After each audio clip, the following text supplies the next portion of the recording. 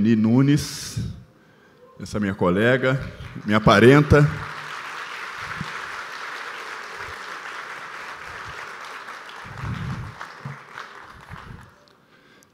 E ainda o pessoal está todo emocionado. Flávio Oliveira, Lívia, enfim, obrigado demais. Bom, a gente vai dar aqui uma continuidade. Eni Nunes, Tom Faria e Eugênio Butti. Conseguir, mas a roda de conversa acontece em um grande auditório que possui um grande palco elevado e diversas poltronas na plateia. Na verdade, em cima do palco foram dispostas 3 cadeiras intercaladas por 2 mesinhas que carregam copos com água e livros. A decoração do palco ao fundo é composta pelo design e tema do quarto Fli Itabira, em tom de rosa, azul escuro, azul claro, lilás, laranja e cinza.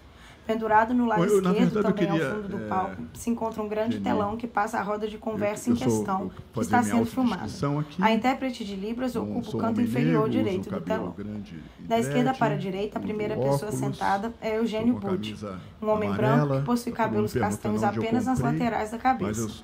Ele traja camiseta de botões rosa claro e calça azul escuro. Leva no pescoço o crachá dos participantes do evento. A segunda pessoa sentada é Eni Nunes, uma mulher indígena de cabelos castanhos, lisos e longos, cujo comprimento lhe chega na cintura. Ela traz a calça jeans e bata branca. Usa óculos de aro redondo transparente. A terceira e última pessoa sentada é Tom Farias, um homem negro cujos cabelos estão todos envoltos em dreads de tom castanho, cujo comprimento lhe passa um pouco o ombro. Ele traz a calça jeans e camiseta de botões amarelos. Leva no pescoço o crachá dos participantes do evento e usa óculos escuros de tom marrom. No canto inferior direito do vídeo em questão está do início ao fim as intérpretes de Libras, mulheres diferentes que trajam blusa preta. Elas traduzem simultaneamente tudo o que está sendo falado. De tempos em tempos, a plateia é filmada e está cheia. No canto superior direito do vídeo em questão, lê-se Quarto Fli Itabira. A dona Tita deve ter contagiado a energia. A gente vai voltar para casa diferente a partir de hoje, por tudo que nós, pelos beijos, pelos abraços, pela forma que a dona Tita nos cumprimentou aqui neste momento, né? E nós estamos falando de um território com mais de 300 anos de história, né? Como disse, os arruamentos... Doutor Eugênio Butti, por gentileza.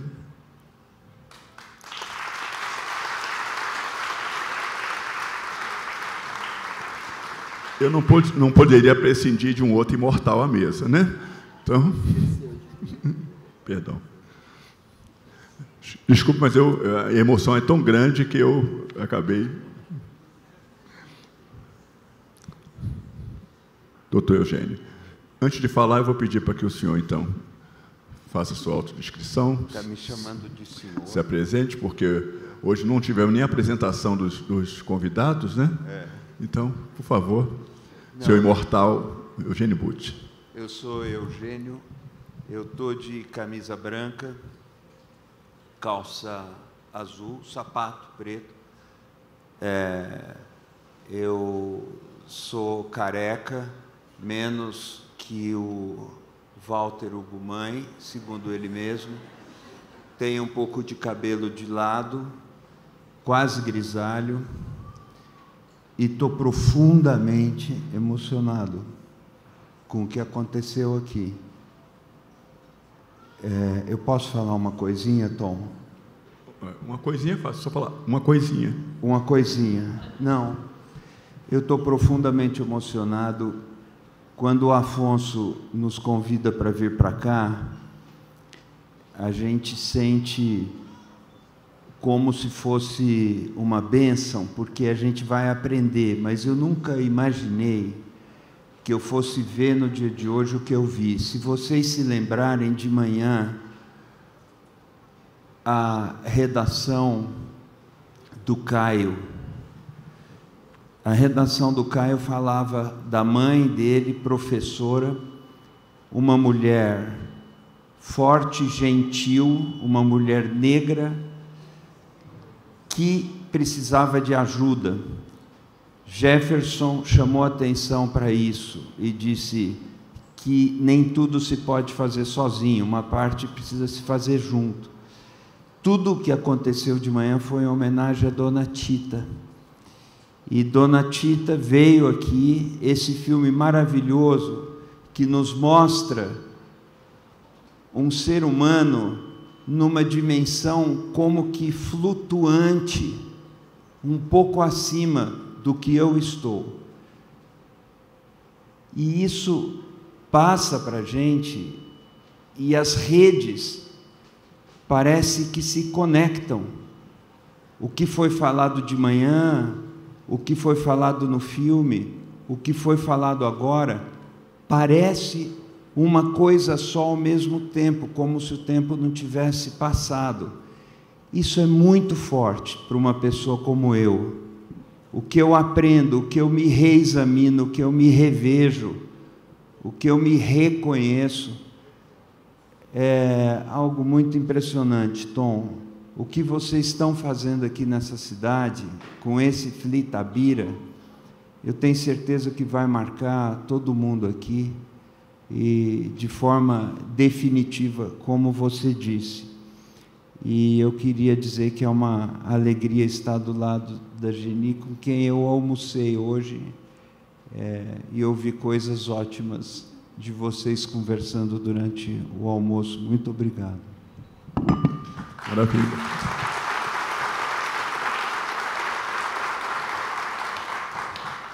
Depois das minhas desculpas ao Eugênio, eu tinha proposto para a Geni que a gente conectasse um pouco, né, dessa tema do FLI, amor, literatura, ancestralidade, o que você acabou de reportar, né, o que a gente viu aqui na parte da manhã.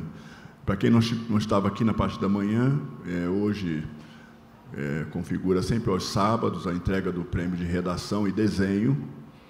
São prêmios que a gente coloca para os alunos da rede pública e privada, um concurso onde eles apresentam, vamos dizer assim, as suas criações, as suas ideias sobre o tema escolhido.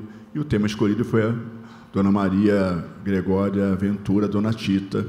Então, os desenhos, os textos, as redações, ele falou exatamente em um dos premiados, que foi o Caio, que evocou a imagem da mãe professora, evocou a própria imagem da professora, e se destacou nessa fala que a professora, que a mãe, né, precisava de ajuda, né? Ou seja, era uma mulher sensível, então muitas conexões apareceram nisso. Pode ser uma mãe solo, pode ser uma mãe que realmente está numa lida muito grande, né, para educar, para criar o filho. Então, tem muitas coisas que vão serem carregadas conosco a partir dessa imagem deixada pelo texto do Caio, né? Doutora Geni, por gentileza. A gente está fazendo tudo isso porque a Geni gosta sempre de falar depois. Então, como já eu conheço, eu obedeço estritamente a ela, né? Mas eu queria que a gente falasse um pouco dessa conexão, né? Amor e ancestralidade numa terra que tem uma simbologia forte com relação à africanidade, a essa questão do pertencimento, logicamente, né? Aqui também era território indígena, não antes de ser um território negro, mas um território indígena. Então, eu piso aqui e sinto essa energia muito forte. Eu vou aos quilombos, tanto o Santo Antônio como o Capoeirão, e também sinto essa provocação, né? Essa força.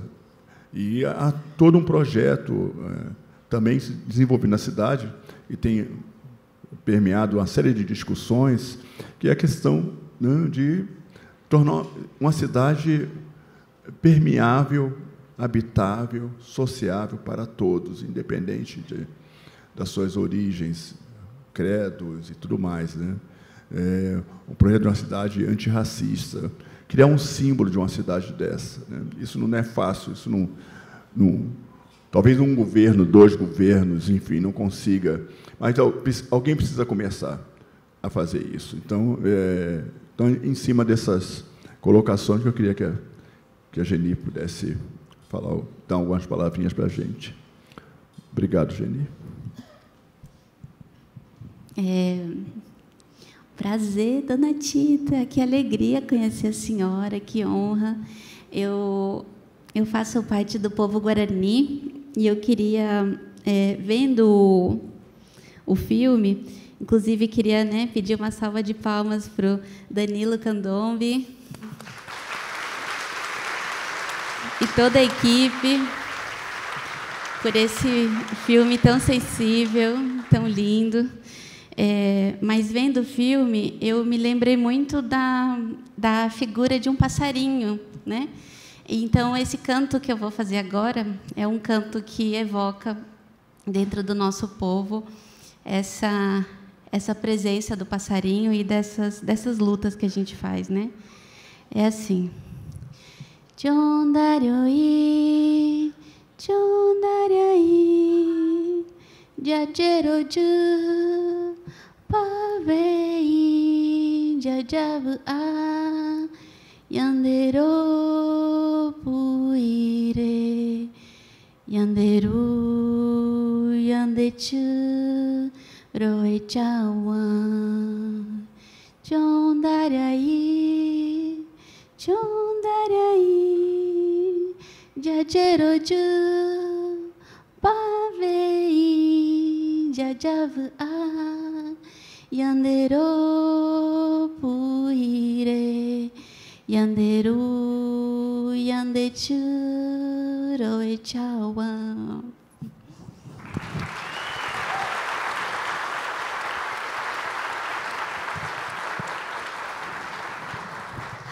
Muito grata de estar aqui hoje.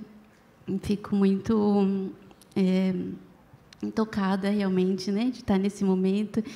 E tem um poema famoso, né, do Drummond, acho que é um dos mais famosos, né?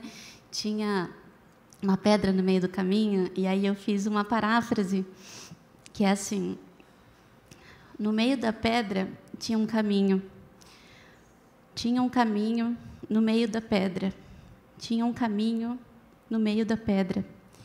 Nunca me esquecerei desse acontecimento na vida de minhas retinas, tão fatigadas. Nunca me esquecerei que no meio da pedra tinha um caminho, que a pedra é gente, que a montanha é gente e que é pessoa. Eu fiz essa releitura também para dizer, né, da importância de, dentro dos nossos povos, né, pensar nós como parte do território, né? Então, se o território está machucado, a gente também está machucado por ele. Então, esse esforço, né, essa luta que a gente faz, até lembro do cacique Babau Tupinambá, né, que ele diz: o que mata nossos adversários é o sorriso, né? Então, teimosamente, a gente segue nesse movimento, né?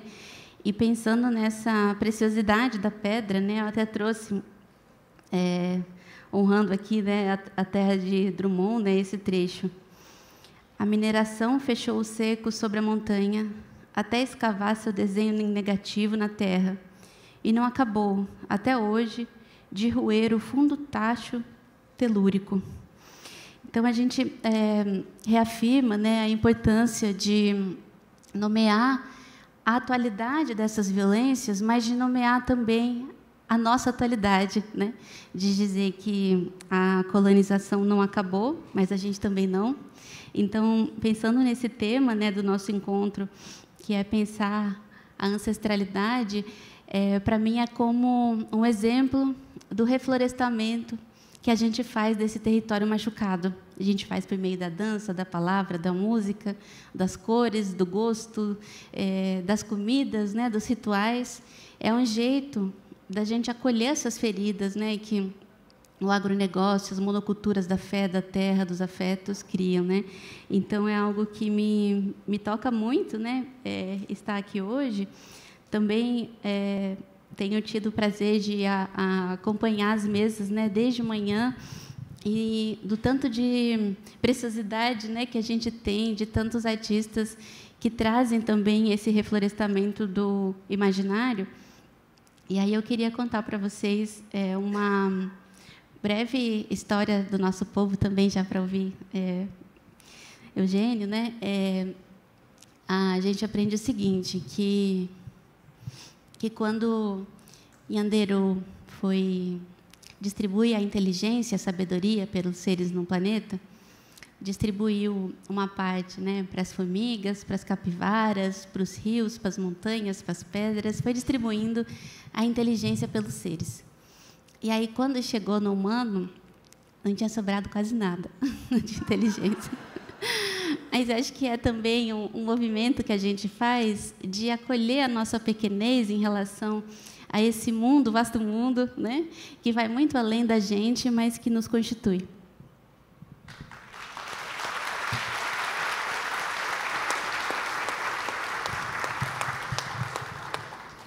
Eugênio, estou aqui pensando na minha pequenez agora, entendeu? Do quanto ainda temos muito para aprender, né, com a Terra. E um dado muito interessante, falado aqui um recorte da fala da Geni, é que o colonialismo não conseguiu nos destruir, né? A mineração também não vai conseguir nos destruir, né? De alguma maneira, nós somos uma raiz muito mais forte e por todos esses processos. Não é só resistência, né? Nós temos um legado, nós somos um pouco do baobá, falado aqui no filme. Então, acho que esse auditório mostra um pouco de que nós estamos no caminho certo, dentro desses propósitos de prosperar, de fazer o bem, de progredir, de ouvir, de escutar as pessoas, né? de trazer o afeto, né? Então, queria que você pudesse também falar um pouco sobre essas vibrações que está acontecendo aqui hoje. Eu vou fazer uma pergunta, na verdade. Eu me lembro, no documentário, a Dona Tita fala, quando ela recebe uma imagem, ela fala: você me deu um pedaço do mundo. Aquilo é impressionante. Eu realmente fiquei com uma impressão muito forte de que o filme conseguiu captar um ser que fica 1 centímetro acima do chão em que nós pisamos, mas o começo do filme é exatamente pisando a terra e depois como se levantasse voo. Eu senti muito isso e senti que eu estou muito ainda mergulhado na ignorância, numa imensidão de coisas que eu não sei, que eu preciso aprender. Pensando nisso, é que eu gostaria de fazer uma pergunta para a Geni, porque, lendo o livro hoje, Descolonizando os Afetos, sabe? Eu me senti muito tocado, porque você diz que a monogamia é uma imposição que, usando as minhas palavras, que facilita a penetração ou o segmento da colonização, como se ela organizasse uma hierarquia e estabelecesse uma linha de opressão. E eu gostaria muito aqui, nessa oportunidade, de escutar você sobre isso. Eu posso fazer isso, Tom? Uma pergunta? Já, você manda aqui na mesa também, entendeu? Essa pergunta que eu queria te fazer, assim... Como isso conecta com a violência hoje? Isso. O importante são as perguntas, né? Começa a abrir a questão. Mas eu tenho trazido, né, esse trabalho numa base de pesquisa que são as cartas jesuíticas, né, que são desses primeiros documentos que a gente tem da chegada dos colonizadores aqui no nosso território e também da escuta, em especial, né, dos mais velhos do nosso povo. Eu tive uma descoberta nessa pesquisa que foi a seguinte: quando os missionários chegaram no nosso território, eles entendiam que sem a conversão à monogamia não seria possível o batismo acontecer. E sem o batismo, todo o sucesso da obra missionária ficaria muito comprometido. E aí eu fui estudando mais e fui percebendo que a noção de adultério era, num primeiro momento, utilizada a nível espiritual. Então, diziam o seguinte: aquele povo que adora outros deuses é um povo que comete adultério. Você deve ser fiel a Deus e provar essa fidelidade não tendo outras espiritualidades ao mesmo tempo. Então, com isso, o que veio para os nossos territórios e segue até hoje é essa premissa. Você deve abandonar a sua espiritualidade e se converter àquilo, né, que nosso mestre Ailton Krenak diz, que a monocultura é a imposição monolítica de um mundo só. Então, todas as outras maneiras de se relacionar foram vistas como um empecilho dessa conversão à civilização, né? Então, um exemplo que eu queria trazer disso é do Padre Anchieta, né? Tem um momento que ele fica muito indignado e ele diz assim: esses Guarani só ficam juntos quanto tempo querem. E ele diz: por isso não são monogâmicos. Quando a gente olha aqui para o nosso contexto, o direito ao divórcio, né, só foi assegurado dessa maneira na Constituição de 88. Então, os políticos da época, como o Arruda Câmara e vários outros, diziam o seguinte: se o divórcio for aprovado no Brasil, será o fim da monogamia, porque não era simplesmente sobre uma questão de quantidade, mas sobre o jeito como essa relação acontecia. Então, a gente vai ver que talvez a maioria de vocês hoje, né, já tenha tido mais de um vínculo sexual ao longo da vida. Então, não é mais mono, literalmente, que significa um. Então, o que permanece da ideia de monogamia? Pode até ser mais de um, desde que não ao mesmo tempo. Então, é uma dificuldade de lidar com a concomitância daquilo que vai para além desse caminho reto, né? Então, a gente vai ver, por exemplo, e eu trago uma situação da minha própria família, que os missionários diziam, quando a minha mãe falava em Guarani, quando a gente se comunicava em Guarani, que era a língua do demônio, que só existia uma única língua verdadeira. Então, é uma única língua, uma única fé, um jeito único de se relacionar. Por isso que a gente diz, né, que todo o sistema de monocultura, se a gente olha, né, uma monocultura de milho, de soja, ela é o oposto da floresta, porque a floresta afirma a diversidade, a concomitância e a convivência, né? Então, a gente até brinca assim do nosso povo, que vocês nunca vão, domingo de manhã, acordar com Guarani tentando converter vocês.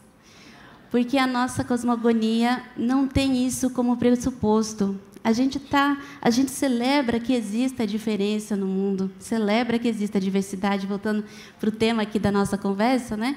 Então, pensar também, né, de onde vem esse anseio de tornar tudo um grande uníssono, um único jeito, né, de ser e estar. E é por isso que eu trago assim no meu trabalho, que o Frantz Fanon comenta, né? O sonho de dominar o mundo é um sonho branco. Então, a gente não tem como objetivo impor um novo jeito de se relacionar, mas justamente abrir essa questão. E só para finalizar, e vou te fazer uma pergunta também, na nossa própria língua, a gente não tem pronomes possessivos em Guarani. As palavras que a gente tem aludem à companhia, né? Então, eu estou na companhia desse brinco, mas ele não é meu. Então, essa ideia de que é possível ser dono de outra pessoa, que, em última instância, dá substrato à escravização, dá substrato à colonização, de achar que é possível ser dono do rio, dono da montanha, dono da terra, dono de outras pessoas, é algo que a gente diz, né? Nós não somos donos da terra, nós somos a terra.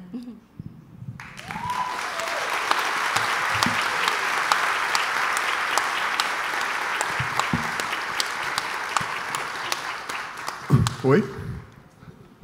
Eu vou fazer a questão na próxima rodada, Thiago. Não, pode rodar agora, não tem problema nenhum, não. Tá? Mas quando a gente estava falando sobre a questão de territorialidade, quer dizer, como a gente pertence à terra, eu penso que, como havia no passado essa conexão, né, de africanos que vieram para cá forçosamente, através desse comércio odioso que foi a escravidão, e os indígenas, né? Quer dizer, como haviam conexões entre eles. Existem vários relatos sobre isso. E como as suas histórias a história que você agora está nos contando, como a sua canção, né, ecoa com a canção que a dona Tita acabou de nos mostrar aqui. E eu queria, então, que você continuasse no seu raciocínio nesse sentido, né? Dessas conexões todas, dessas sinergias, né? Que tanto nos protege, ao contrário do que o colonialismo pensou que a gente se destruiu, mas não se destruiu, né? A gente está cada vez mais forte. E te ouvindo, amigo, eu fico pensando também, você disse que não dança e não canta, mas a sua fala também é musical, vocês concordam, gente? Tem uma musicalidade que vem também de uma antropofagia que a gente fez com essa língua que era para ser portuguesa e deixou de ser portuguesa há muito tempo, né? Porque tem justamente, né, o nosso jeito de falar que é muito múltiplo, né? E aí essa questão que eu queria trazer para você, Johnny, é de que tem uma liderança do nosso povo, a de Iraguarani, que ela diz o seguinte: o nosso convite como povos indígenas é para que vocês se tornem selvagens, pois todas as coisas que têm acontecido até hoje no planeta têm sido feitas por pessoas civilizadas, né? Em nome dessa ordem, progresso. E diante disso, a gente tem tido, né, muitos parceiros também que traem esse pacto das mesmas respostas, das mesmas promessas, né? E eu penso que a literatura é um jeito também da gente seguir nessas alianças possíveis, né? Então, eu queria te ouvir um pouquinho sobre isso. Eu estou muito feliz de ter feito a pergunta para você, porque a sua resposta foi maravilhosa. E eu acho que nós estamos vivendo aqui um encantamento, e eu não estou querendo ser intelectualmente apelativo, mas eu tenho uma fortíssima sensação de que nós estamos vivendo um encantamento que depois será explicado. Eu vou falar um pouco do selvagem, mas eu queria ir por um outro caminho. Não sei se é porque eu sou branco, mas eu não acho que essa ordem da exploração, da expoliação, da extração até o último... Max Weber falou que a humanidade, né, o capitalismo não vai descansar até queimar a última gota de combustível fóssil que existir sobre a Terra. Eu não vejo o branco fazendo isso, eu vejo o capital fazendo isso. Quem veio para cá, embora antes do capitalismo ser oficialmente inaugurado, foi um colonialismo predatório de querer sugar até o último recurso para acumulação sem limites. Quando eu ouço falar em antropoceno, por exemplo, isso foi muito lembrado aqui, eu prefiro dizer outra coisa, que outras pessoas vêm observando, é o capitaloceno. Quem gerou esse grau de esgotamento da natureza, do planeta, não foi o homem. Eu não sou parte disso, eu não me reconheço parte disso. Eu me irmano com as outras pessoas por ser humano. E esse nível de esgotamento da natureza, ele é desumano e é antinatural. Isso é selvagem. Um grande professor, Florestan Fernandes, pessoa fundamental na minha universidade, que é a USP, formulou a expressão capitalismo selvagem. Depois os Titãs usaram essa expressão numa música que fez muito sucesso. Isso é o selvagem, no sentido daquilo que não é civilizado. E os guaranis, os povos que se sabem não donos, mas parte da natureza, são civilizados. A noção de civilização associada a progresso técnico, é uma distorção cognitiva que nós produzimos. Isso não é civilização. O triunfo da técnica, o triunfo da riqueza, o triunfo da acumulação, o triunfo do capital é o que é, como dizia Florestan Fernandes, o selvagem. Eu quero ser civilizado como os guaranis. Eu quero ser civilizado como a encantada Dona Tita. Eu quero ser civilizado na dimensão de poder olhar para o Tom e para você e me ver diante de irmãos. Eu não quero ser civilizado como o sentido que nós aprendemos a associar à civilização. Isso não é civilização, isso é a selva, o pior da selva, que está destruindo o planeta. Eu quero lembrar uma outra coisinha que eu aprendi com outro professor, também muito importante na USP. Florestan nunca me deu aula, mas Fábio Comparato me deu aula. E ele me ensinou um mito grego que é muito parecido com o mito guarani que você contou. Quando Zeus foi organizar o mundo, ele se vale de Epimeteu e Prometeu, mas essa é uma história comprida, eu vou encurtar. Eles distribuíam talentos para os animais. Os mais fortes tinham força, mas não tinham velocidade. Os mais velozes tinham a velocidade, mas não tinham força. E assim se divertiram, dando capacidades, especificidades para cada bicho, para cada ser vivo. Quando chegou no humano, eles falaram: puxa, acabaram todos os talentos. O que nós vamos dar para o homem? O homem, então, recebe a técnica, mas consegue construir coisas sem conseguir se entender. Então, Zeus resolve dar para os humanos o talento político, que é para que eles pudessem viver em paz. Eu acho que aqui nós temos um logro que aconteceu conosco, isso num mito grego, que eu estou resumindo aqui selvagemente, mas por que não nos entregaram o talento que nos permitiria viver juntos?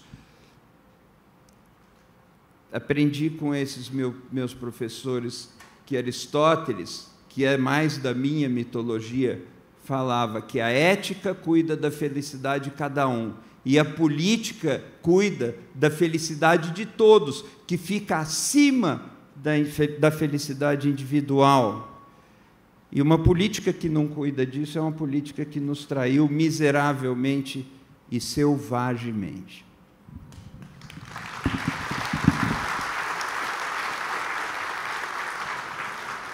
Mas há uma dicotomia muito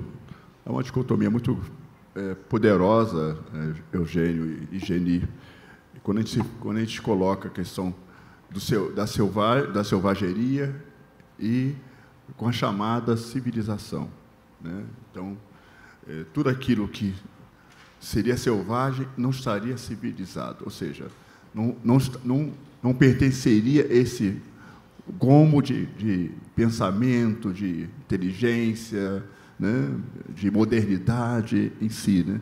Daí, quer dizer, o próprio sentido que ainda perdura hoje, né, que as pessoas muito mal conhecem os países do continente africano e acabam achando que as pessoas ainda vivem entre os animais, seminus, sabe?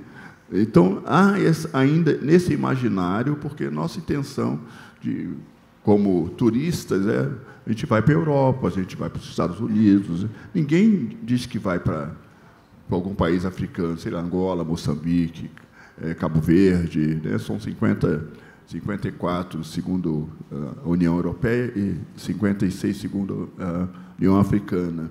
Mas é nesse sentido, né, de que o que está na selva, ou seja, é selvagem, é quase um animal, está muito próximo do animal, como se o animal não tivesse sentido, não sentisse, não falasse e não escutasse, né? E o animal pode ser tanto um bicho de 4 patas, como pode ser uma grande planta.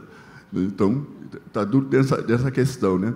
Tanto que o nome Silva, né, provém de selva, né? Então, essa palavra Silva, que a gente conhece, tão popular, provém da palavra selva, né? Então, aqueles que vinham da selva, né, desse contexto em si. Então, acho que, viu, Geni? Acho que é um pouco disto. É esse imaginário, essa cultura, essa narrativa constante de que os povos, sobretudo africanos, os povos indígenas, em todos os contextos, estariam fora de qualquer padrão de civilização, né? Ou seja, a sabedoria não consta. Então, vamos evangelizá-los, vamos treiná-los para que eles sejam proximamente como nós. E aí há uma passagem, eu estudei um pouco do período dos holandeses, né? E aí você tem Felipe Camarão, uma série de indígenas nesse período que foram educados, inclusive, na Europa, e que se vestiam a francesa, que se vestiam a europeia, ou seja, ou com roupas indumentárias vindas de Portugal ou vindas da França, né? Mas acho que, quando fala um pouco de selvagem, acho que puxa um pouco para essa questão, essa divisão. Deixa eu só falar uma coisinha antes de ir para a Geni, porque todo mundo cantou aqui, eu não vou cantar. Assim não tem, mas eu vou lembrar Jorge Maltner, o Samba dos Animais. O homem antigamente falava com a cobra, o jabuti e o leão. Aí vai. Termina. Porém, durou pouquíssimo tempo essa incrível curtição, pois o homem, rei do planeta, logo fez sua careta e criou a sua civilização. Agora já é tarde. Ninguém nunca volta jamais. O jeito é comer um banquete, é tomar desse foguete para conhecer a paz. Aquela paz que a gente tinha quando falava com os animais. Isso é civilização. Jorge Maltner.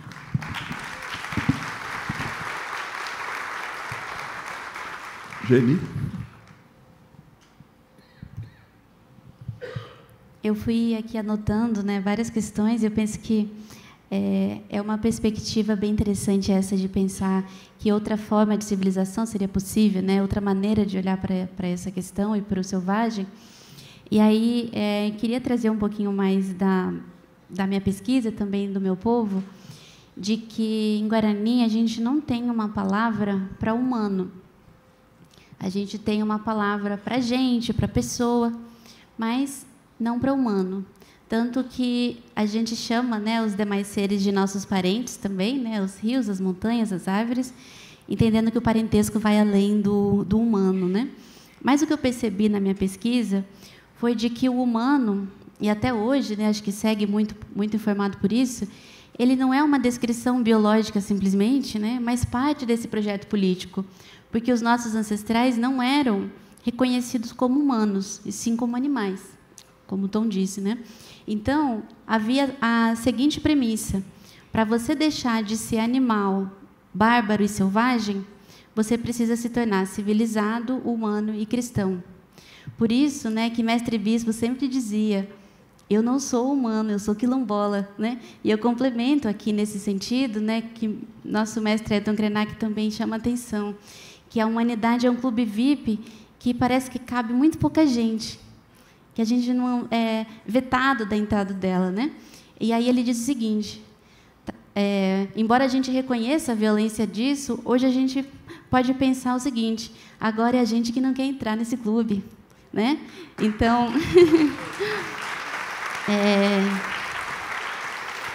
e eu penso que há uma fé de que, no fundo, se trata de algo bom. Todos esses valores que a gente aprende, né, dessa colonização. Um exemplo: quando se destrói uma floresta, se queima uma floresta, rapidamente dizem que foi desumano. Não foi justamente humano? Como é que se vira o tempo todo e se diz, né, que um governo que é contra nossos povos é um desgoverno, como se houvesse, então, uma essência anterior que informasse a boa-fé desses sistemas, né? E aí eu fiquei pensando nisso, porque a questão do antropoceno e do capitaloceno, né, ela é muito importante, porque a gente vai ver que hoje, já no planeta, se reconhece que povos indígenas são guardiães da biodiversidade. Isso não acontece porque a gente nasce com um gene diferente das outras pessoas. Isso acontece porque as ideologias, as cosmogonias que nos inspiram não são terraplanistas. Então, voltando a esse ponto, algo que eu queria dizer, que o capitalismo ele é filho de todo esse projeto cristão, colonial e branco. E aqui branco não no sentido simplesmente de uma cor, até porque a gente tem nos nossos povos, né? A gente diz tem indígenas de todas as cores, né? A gente tem parentes de pele retinta, de pele clara, de cabelo crespo, não tem só um jeito, né, de ser indígena. Mas o que a gente traz é que qual a surpresa de que um povo que aprende na sua ideologia que no princípio Deus criou o mundo para o humano nomear e dominar. Qual é a surpresa de que esse humano se comporte dessa maneira em relação aos demais seres? Então, mais do que pensar numa punição das práticas, o que a gente tem convidado é repensar as ideologias que inspiram esse projeto, né? Então, a gente diz que o capitalismo ele reencena uma espécie de vestibular celeste, muitos chamados e poucos escolhidos, o Clube VIP retorna. Por isso que a gente diz, né, a gente não luta por um milagre, por uma exceção, porque a luta pelo bem viver, né, é uma luta para todos os seres. Então, um pouco nesse sentido também, né, que eu tenho trazido na minha literatura, no meu trabalho, um convite que é o seguinte: quando dizem, né, que no fundo é sobre o bem, é sobre o amor, eu digo esse que é o problema. Porque tem sido em nome do bem e do amor que essas violências têm acontecido, né? Mas eu acho que algumas coisas eu falo melhor em poesia, então posso encerrar com uma poesia? Claro. O Eugênio comentou, né, desses cânones, assim, eu gosto muito de estudar essas outras referências também. Eu estou usando outras aqui de propósito para nomear o que, no geral, está como uma norma, né? Mas um deles que eu tenho estudado é o Platão, né? E no livro de Timeu, o Platão diz o seguinte, que o tempo é a imitação móvel da eternidade, que o tempo seria uma cópia mal feita da eternidade. Então, tudo que é verdadeiro seria eterno, fixo e imutável. Portanto, a vida, que é justamente algo que não é nem eterno, nem fixo, nem imutável, fica desqualificada nesse tipo de matriz de pensamento, né? Então, esse poema é um poema que eu fiz para o Platão.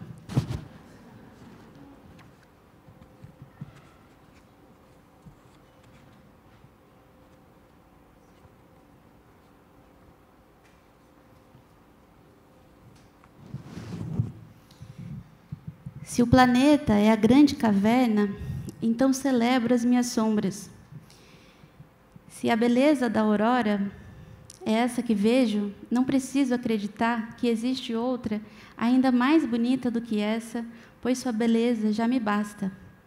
Quando dizem que eu vou desta para uma melhor, eu nego, esta já é a melhor, porque é a única que temos. A existência do vento só testifica que o vento existe. Quem não está aqui, que não assine sua autoria invisível naquilo que existe e é mais bonito, vivo e gostoso do que qualquer propaganda que nos ameaça. E não tem ideal de perfeição, de fixidez, de eternidade ou de vida futura que consiga ofuscar a beleza dessa vida e desse amor. A fé naquilo que não se vê pode até me ameaçar, pode barganhar, pode fazer o que for, que eu continuo acreditando no que é crível. Não preciso dessa promessa incrível, ideal e distante. Não quero um amor platônico. Quero um terrestre, bem mundano mesmo. Não acredita em sobrenatural, porque não há nada superior à natureza. Em volta da fogueira, eu escuto os mais velhos e repito: nossos amores não são platônicos, reconhecem as nossas sombras.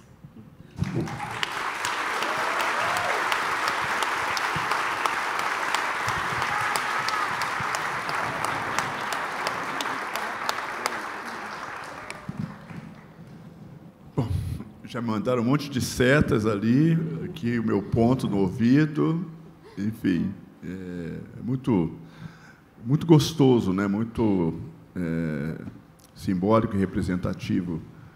Tudo que aconteceu aqui, todos esses dias, desde quarta-feira, e vai continuar acontecendo amanhã, sem dúvida nenhuma. E recado para quem está aqui nos assistindo de forma remota. Mas, Eugênio, eu não penso que exista dois pensamentos, ok? Dois humanos.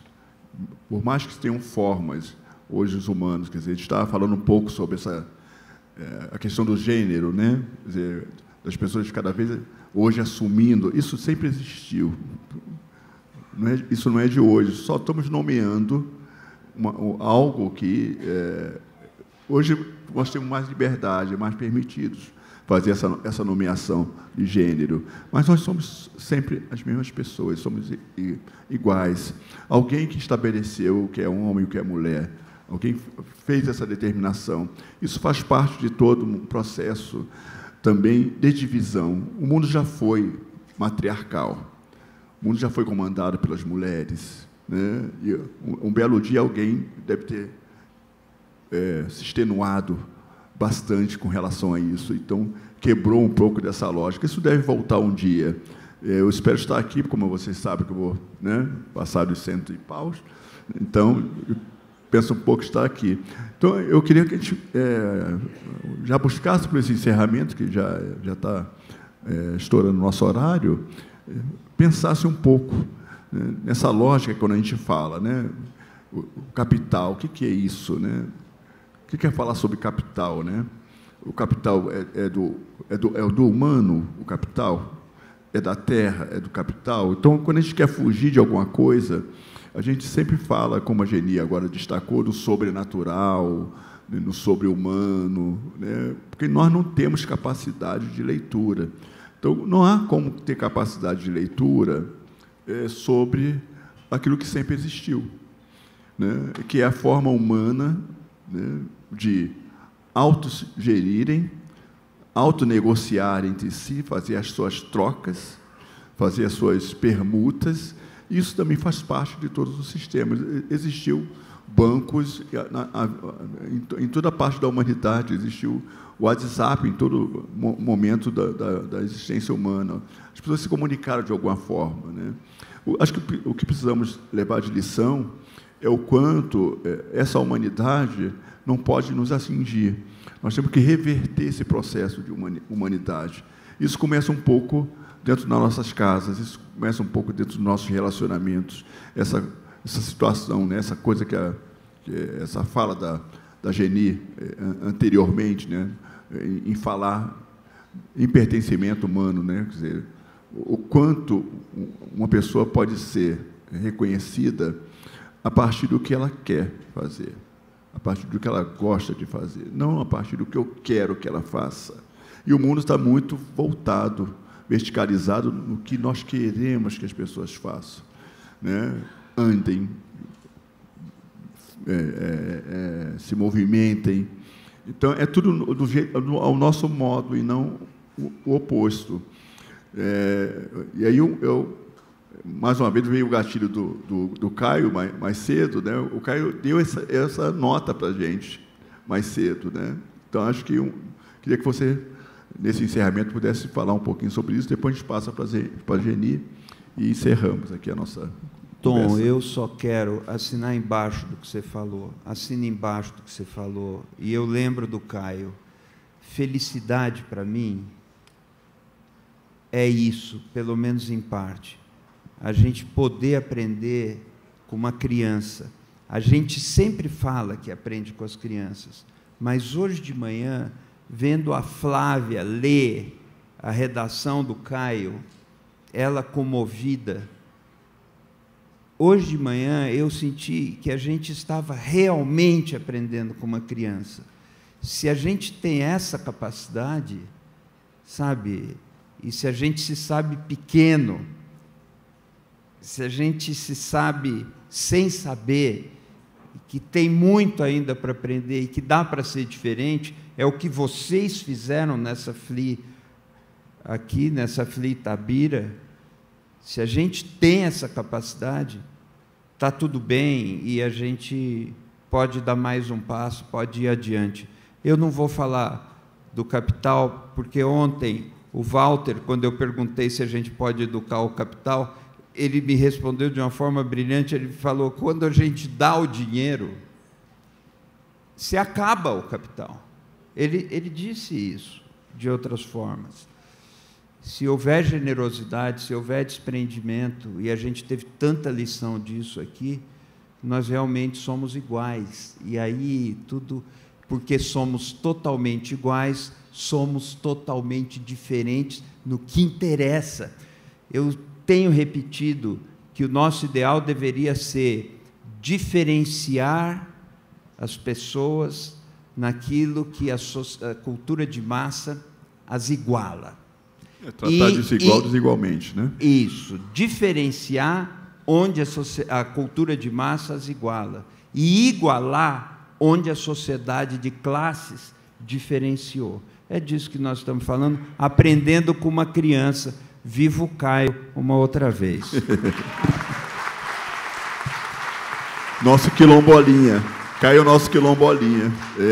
Eu, rapidinho, antes de passar para a Geni, mas eu vivi um período em Angola, passei 3 anos em Angola, e ia numa província chamada Zaire, numa cidade do Soio, e visitava algumas famílias, e uma família específica, na sala não havia nenhum tipo de móveis, e era uma casa de chão batido, mas tinha cadeiras do lado de fora da casa, e sentávamos todos em roda no chão, comíamos em roda no chão, e ela ficou muito preocupada, porque quando eu cheguei, quer dizer, uma pessoa de fora, né, e há línguas em Angola que só se fala para aquela pessoa, aquela família. Se chegou alguém de fora, o pessoal fica mudo. Ninguém pode contaminar aquela língua.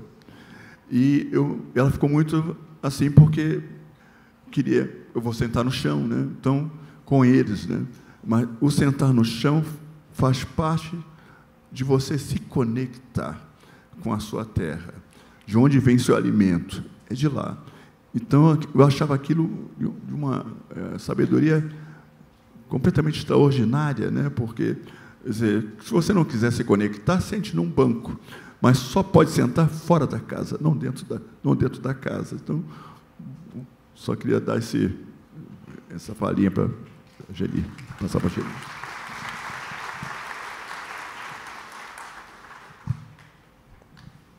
Queria muito agradecer por esse encontro, agradecer pelo tempo, né? A gente falou bastante aqui do tempo, as pessoas mais velhas, as crianças, as jovens.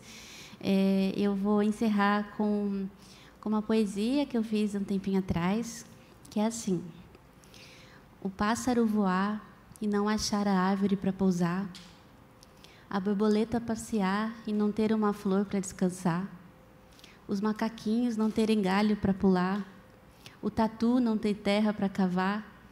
É por isso que nós dissemos: nossa fé não move montanhas, nos leva até elas. Obrigada.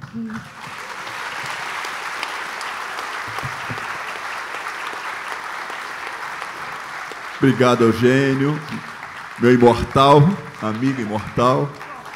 Obrigado, Geni Nunes. Obrigado a todo mundo que está aqui. Vamos continuar a nossa programação.